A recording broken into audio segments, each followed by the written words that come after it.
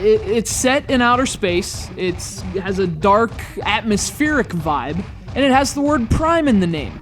I mean, I'm not a math guy, but add those three and carry the thing, and I think that equals a winner.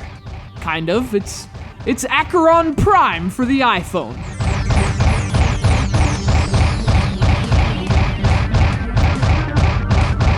So Acheron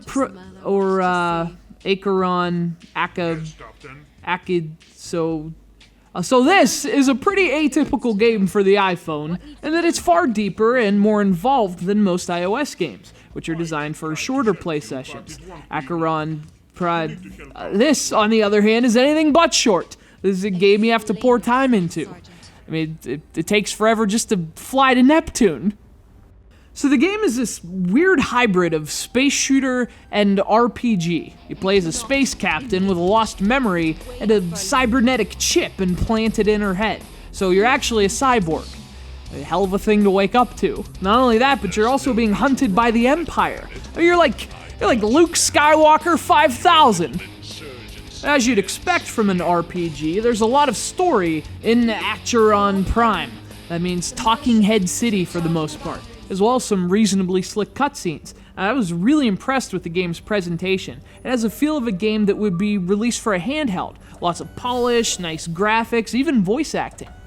And of course, what's perhaps more impressive is the sheer amount of stuff in this game. Acheron Prime is a really deep game. You can buy new ships and really dig into some customization with weapons loadouts and gadgets and things like that. And once you're ready for flight, there are hundreds of missions and side missions and battles. This is not a casual iOS game by any stretch.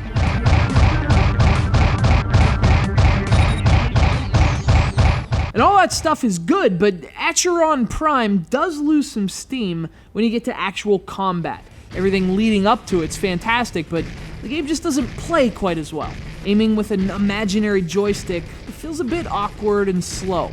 And I think Acheron Prime is another case of touch controls holding a game back rather than elevating it. And also it kind of has Wind Waker syndrome, meaning flying the whole way across space to reach your destination gets old after just a few trips.